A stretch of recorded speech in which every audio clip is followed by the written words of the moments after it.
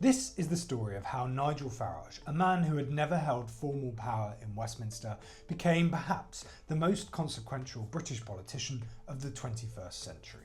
In the last part of this series, we heard how Nigel Farage journeyed from the trading floors of the City of London to Brussels as a member of the European Parliament for a fringe party advocating the unpopular belief that Britain should leave the European Union. Today, we'll see how he used his new platform to put himself at the heart of British politics for the next 2 decades. Welcome to History Counts. If you enjoy learning the history behind the news that you see in the headlines, then please do subscribe. I make a new video every week. Now in Brussels, Nigel Farage was free to wreak havoc. He used his new position to build the populist, anti-establishment political image that we know today.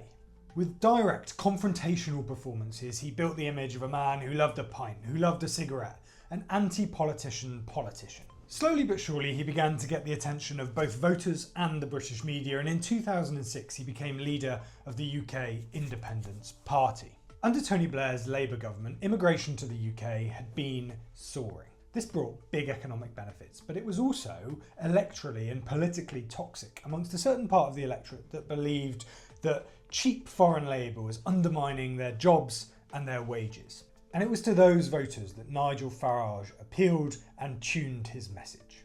UKIP became a populist vehicle for protest votes against the establishment.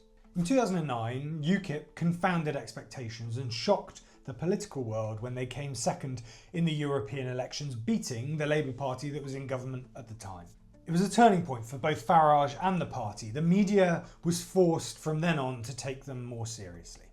Badly judged attacks by senior politicians also helped Nigel Farage build his anti-elite image. Snarky comments like David Cameron's infamous fruitcakes and loonies remarks backfired and in the end only helped to build UKIP's profile. And after the election of the Tory-led coalition government in 2010, Nigel Farage and UKIP's profile only continued to grow.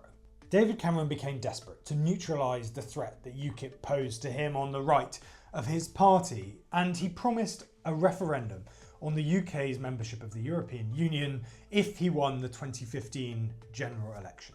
It was the biggest political miscalculation of his career.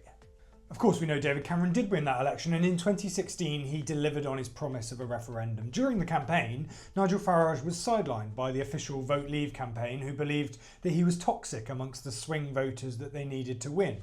Instead, they focused their campaign on politicians like Boris Johnson, who was believed to have a much wider appeal. But on results night, it was Nigel Farage, with his usual knack for stealing the limelight, who declared that Britain now had its Independence Day. Nigel Farage may not have led the campaign that won that unexpected Brexit result, but without him, the referendum would never have happened in the first place. This was the culmination of his life's work. He'd risen from widely mocked outsider to, for better or worse, history maker. But Nigel Farage wasn't done yet. Tune in next week for the final part of this series, where we'll see Nigel Farage move on from the Brexit campaign to lead a new party, scale new political heights, and come to the position he holds in British politics now, where he's widely considered to be the potential next Prime Minister. Thank you for taking the time to watch this video today. Please do subscribe for more videos like this one and to see the final part of this series next week. Do let me know in the comments below what you made of today's video, what you make of Nigel Farage and his chances for the future.